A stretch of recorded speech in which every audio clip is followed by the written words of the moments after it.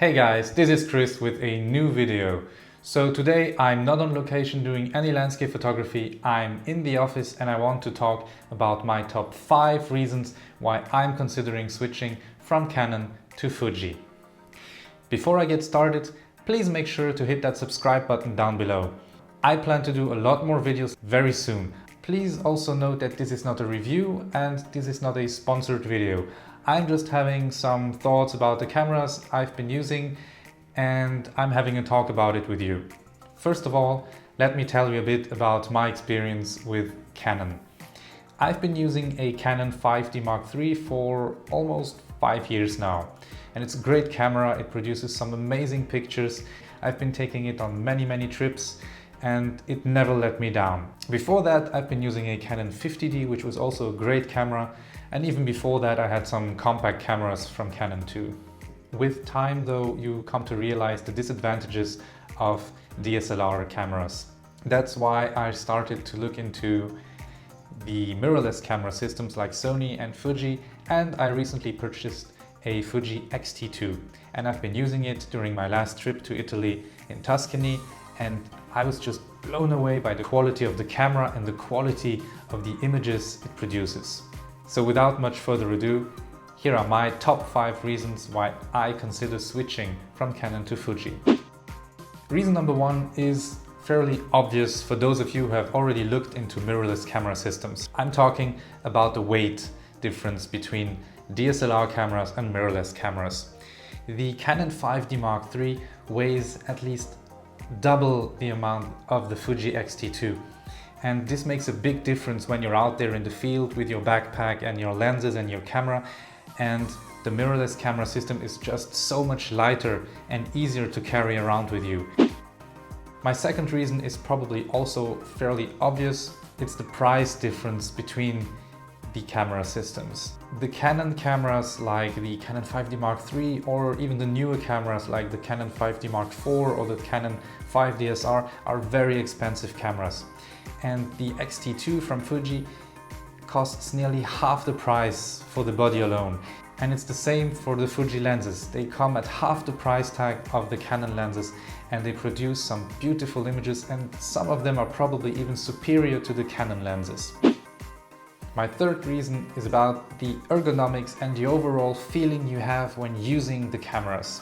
So I know my Canon 5D Mark III by heart, but there are so many buttons and so many dials and so many menus you have to go through, and the learning curve to be able to use the Canon 5D Mark III very well is quite steep. On the other hand, for the Fuji X-T2, it's the complete opposite. You have all those dials and buttons directly on the camera and everything feels good and very mechanical. You can set everything before even turning on the camera. You have the dial for the shutter speed on one side, you have the ISO on the other, you even have a dial for the exposure compensation. On the lens you have a dial to set the aperture. And this just feels great to use. My fourth reason doesn't come up very often, but I still think it's an advantage for the mirrorless camera systems. When you're out there with a big DSLR camera and a big wide lens in front of it, it's just inevitable. You will attract the attention of the people around you. But when you're there with a smaller camera, like the Fuji X-T2 with a smaller lens, nobody will really notice you and nobody will think that you're a professional photographer. So this might not work for everybody. Some of you might want to look like a professional photographer when you're out there, but I don't really care about this, and I just want to use the camera to make the pictures and to go as unnoticed as I can. Last but not least is the quality of the pictures that the Fuji X-T2 produces. I honestly thought that I would never go back to a camera with an APS-C sensor. I was happy with the Canon 5D Mark III, which is a full frame camera, but now that I've compared some of the pictures of the Fuji and the Canon, I'm just so impressed with the quality of the pictures that the Fuji X-T2 produces. Don't get me wrong, the Canon 5D Mark III produces some amazing pictures, but the Fuji X-T2 with its APS-C sensor produces pictures that are just as amazing as the Canon pictures. So there is no reason to stick with a full frame camera when the quality of the images is the same with an APS-C sensor. And for some pictures, the quality of the Fuji is even superior. So let me show you a couple of prints I made from the pictures that I took with the Fuji X-T2. So here is the first one, which is really nice, which I really like, with some nice bokeh. You have the cypress trees in the back there, and it just looks great. There is some nice color, and I've been using the same paper as I use for the prints that I make from the pictures of the Canon 5D Mark III, and the quality is just amazing. So here's another one. There is a greater difference between the highlights and the shadows, so I had to push the shadows a bit to get some colors in those dark areas, and I had to take down the highlights quite a lot to get some nice colors for the sunset. And then I have a third one, which was a sunrise in Tuscany, and this one was actually made handheld because I didn't have the tripod. It's made with an ISO of 6400. It's a very high ISO, and usually I wouldn't use a high ISO like that, but even then it looks really great and there is not a lot of noise. It still looks great printed like this on a 45 by 30 centimeter print. So of course changing camera systems is never that easy, and I still have some doubts about going all the way to Fuji. I'm especially doubtful about the durability of the Fuji X-T2. I didn't have the opportunity to test it yet, but I know that the Canon is a beast of a camera.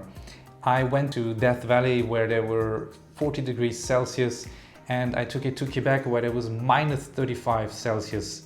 That was so cold. I had all my other electronic equipment that just died on me almost instantly. I took out my phone, I took a few pictures and it was dead. But the Canon 5D Mark III never let me down. I also have some doubts about the weather resistance, or rather the lack of weather resistance of some of the Fuji lenses. For example, the only zoom wide-angle lens that is available for Fuji right now is a 10 to 24 millimeter lens, and that lens is not weather resistant. So I do not know how this lens will handle the rain, if I will need to use a rain cover, which I'm not used to, and I will just have to test this out in the field. But in the end, I guess it doesn't really matter which camera is better. What matters is that you feel comfortable using the camera you have, and that you are able to create the pictures you want to make. I would love to hear about your experience with the Fuji or Canon cameras. Are you thinking about switching systems too, like I do? Are you doing it for the same reasons as I do? Maybe you have some other reasons that I didn't think of. Just tell me in the comments below and we'll talk about it. So that's it for this video. Thank you for watching. I hope you enjoyed it. There are more videos coming very soon, so make sure to subscribe to my channel, and I'll see you in the next video. Bye bye.